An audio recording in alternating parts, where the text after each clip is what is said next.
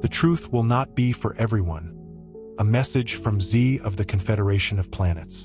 Welcome, dear brothers and sisters of planet Earth. I am Ashtar Sheran. Greetings, seekers. I am Z. We greet you in the love and light of the one infinite Creator, and we thank you for this opportunity to share our thoughts on what you have called the great lie of power in what you have termed the Matrix. As always, we encourage each to take only those ideas that resonate and leave the rest, for we are not supreme authorities, but fellow seekers offering our perspective. The root of this false power lies in a long-standing hypnosis among your peoples, a deep collective trance of forgetting the true source of power.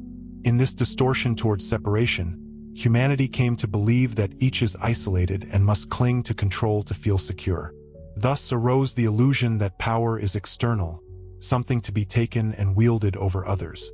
For millennia, this lie that might makes right has been perpetuated, that authority is established through domination and fear. In truth, this distortion arises from forgetting the unity of all things and the inherent creative power that each being carries from the one infinite Creator. True power is not something one can possess or impose. It is alignment with the Creator's will, an infinite source of love and light flowing through a surrendered heart.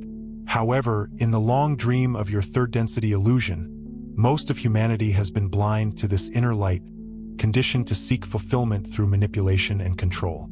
Your society moves further and further away from the simple truth of unity and the grace that such unity reveals. As a consequence of this inner forgetting, the path of divine stillness has been largely lost to your peoples. By divine stillness, we mean the deep inner silence in which the presence of the one infinite Creator can be felt. In past ages, mystics and sages knew that only in the stillness of the mind and heart could the sacred be reached. But in our modern era of incessant movement and noise, the virtue of true stillness is often overlooked or even feared.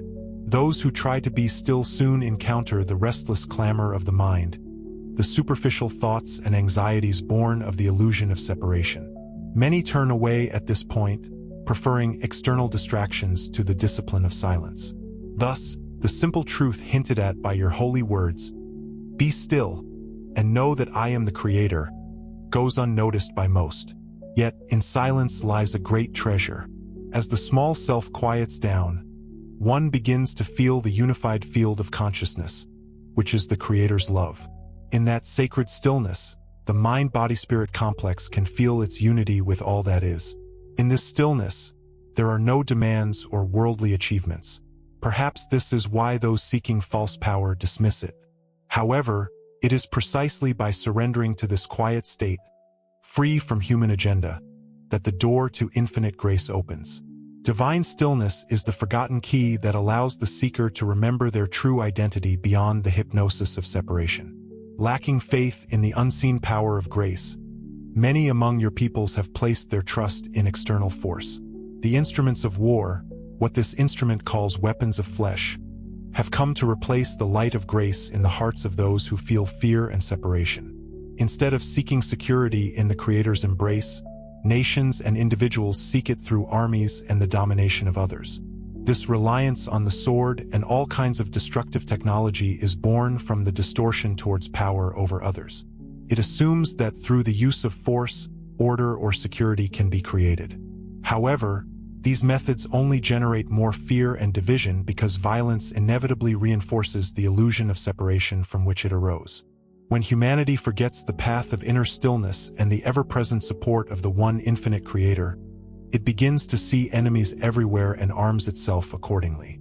The gentle light of grace is then dismissed as impractical or weak in the face of perceived danger. And so, for thousands of years, your world has known incessant conflict. As the mentality of power prevails over compassion, each act of aggression further obscures the memory of unity and love. However, grace itself has never ceased to be available. Like the sun behind storm clouds, it shines patiently while the tempest of human fear rages. No weapon of flesh can touch the true power of grace, for grace operates at a higher vibration that brute force cannot reach. However, to experience that grace, one must first empty their hands of the weapons of fear and control. One cannot hold a sword and simultaneously receive the Creator's light.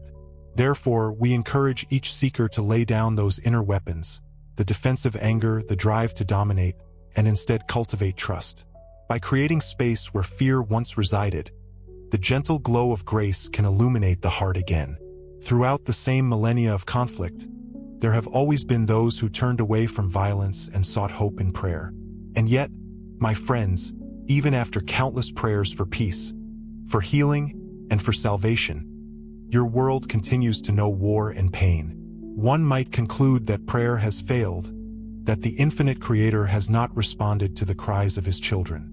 The truth is that many prayers have been offered without the understanding or purity necessary to be effective. Much of what we might call false prayer has been mere words spoken from the lips rather than intentions born from the heart. Often, prayer has been treated as a transaction, a plea to a distant deity for favors, rather than true communion with the Creator within. Prayers uttered in desperation or by rote, but lacking inner surrender, carry the same distortion of separation that created the problems in question. It is like planting seeds in barren ground. Such prayers cannot take root deeply in the spirit and thus bear little fruit. For example, generation after generation has prayed for peace even while harboring anger and division in their hearts. They have prayed for healing while clinging to the very imbalances that cause illness.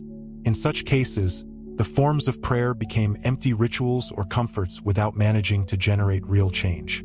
According to our understanding, the reason so many prayers seem unanswered is that they were not aligned with the flow of the Creator's love, but lacked genuine faith, open-hearted sincerity, and a willingness to change oneself. Prayer remains a one-sided request that cannot fully bridge the gap between human will and divine grace. It is crucial to realize that the true effectiveness of prayer does not lie in the personal power of the one praying. People often speak of the power of prayer, but prayer is not a power in the sense our culture imagines it.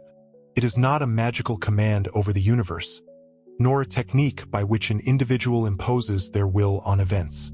In truth, the effectiveness of prayer is directly proportional to the degree of surrender and alignment with the one infinite Creator achieved by the praying soul. In sincere prayer, the seeker sets aside the agenda of the small self and opens the heart to the Creator's presence.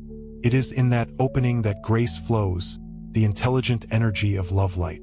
The individual forces nothing in true prayer. Instead, one allows the Creator's will to manifest.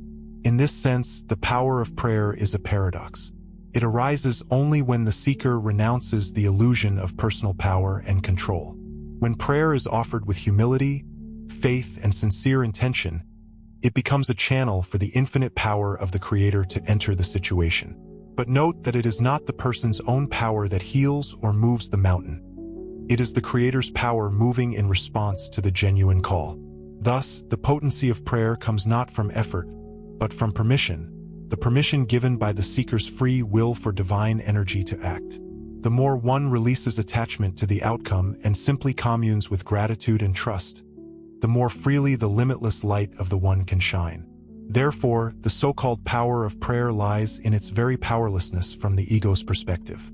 Through this apparent weakness, the miracles of unity can enter, not by force, but by the grace of the Creator responding to an invitation. Just as true prayer demands surrender rather than strength, so too does true healing arise not from repeated pleas, but from genuine presence. This applies both to healing oneself and helping to heal others. When a person suffers or is in crisis, the impulse is often to cry out, "Please fix this. Take away my pain." Such pleas are understandable.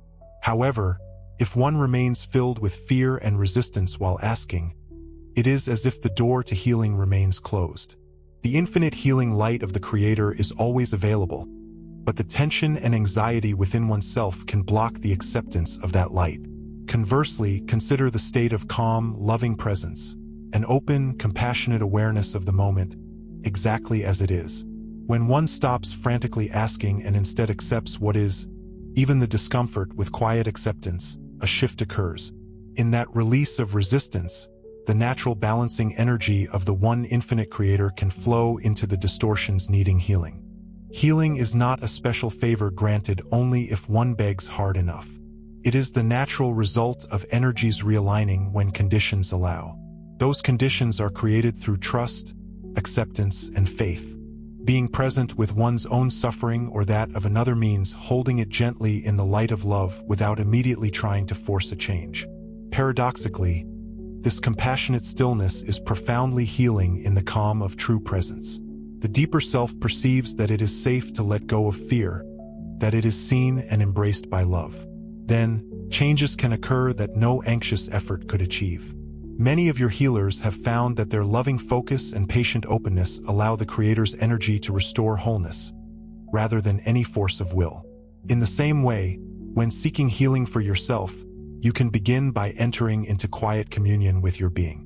Replace desperation with a gentle trust that the Creator's light already resides within you and knows how to heal. This attitude of serene presence is itself a form of wordless prayer, a living invitation for grace to do its work, an invitation the infinite Creator eagerly answers when offered with sincerity. In considering how to cultivate such presence and surrender, it can be helpful to observe the innocent beings among you. We speak of the second-density creatures, your animals, and the young children of your own species who have not yet been fully conditioned by society. These beings, in their simplicity, exemplify the state of being that humans have largely forgotten. Consider an animal living fully in the present moment. It does not fret about yesterday or worry about tomorrow. Whether a bird greeting the dawn or a cat napping in a sunbeam, the creature exists in a temporal now, sensitive to life's rhythms and content simply to be. In that natural presence, the animal is free from the complex fears and plans that weigh on the adult human mind.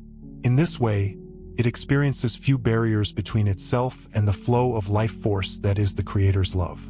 An animal often shows trust and loyalty without calculation. A dog, for example, may not understand your problems, but by offering honest affection and constant companionship, it provides a comfort that transcends words. This is grace moving through a being that has no agenda beyond love and connection. Similarly, a young child lives with an open heart before the child learns the concepts of power, status, or distrust. Each day is met with wonder. Children forgive easily and love freely, having not yet built walls of judgment. A little one might even talk to unseen friends or converse with the unseen creation with simple faith, because for them, the boundary between the visible and invisible is not yet fixed. In their play and laughter, children naturally inhabit the Creator's vibration. In this way, animals and children remind us adults what it feels like to be present and trusting. They show that the qualities we have discussed, living in the now, having faith, giving love unconditionally, are innate aspects of consciousness before distortion intervenes. By observing these humble teachers and rekindling their simplicity within yourself, you open again the channel of grace, which is your birthright. Expanding on this understanding, we affirm that even those who seem like enemies or hostile forces are not immune to the influence of genuine love. This may seem difficult for someone who has suffered at the hands of another. However, it is a principle of the law of one that love is universally transformative. Love is a universal solvent that dissolves the rigid boundaries of separation wherever it is truly applied. When you maintain a consciousness filled with unconditional love, that energy radiates outward and touches everyone in your field, friend or foe alike. Suppose someone approaches you with anger or ill intent. Normally, that negativity expects to meet fear or anger, as that is the usual pattern of conflict. But if instead, that individual encounters quiet compassion and an absence of fear in you, they are faced with something they cannot easily fight against. The one seeking to harm finds no target in one who refuses to see an enemy and instead beholds a brother or sister. Of course, not all negative entities will be immediately transformed. Many may resist or ridicule such love at first, but even if they reject it outwardly, the vibration of love still subtly penetrates their being, planting a seed that may sprout later. Over time, consistent, unwavering love can soften even the hardest hearts because it resonates with the spark of the Creator that exists within all beings, however deeply buried. This does not mean passively accepting abuse. Wisdom may require setting boundaries or removing oneself from harm's way, but even necessary actions can be taken without hatred. By holding love for the being behind the distorted behavior, you maintain your alignment with the Creator and offer the highest potential for transformation to all involved. This is the true power that transcends the illusion of force, the power of love to heal separation itself.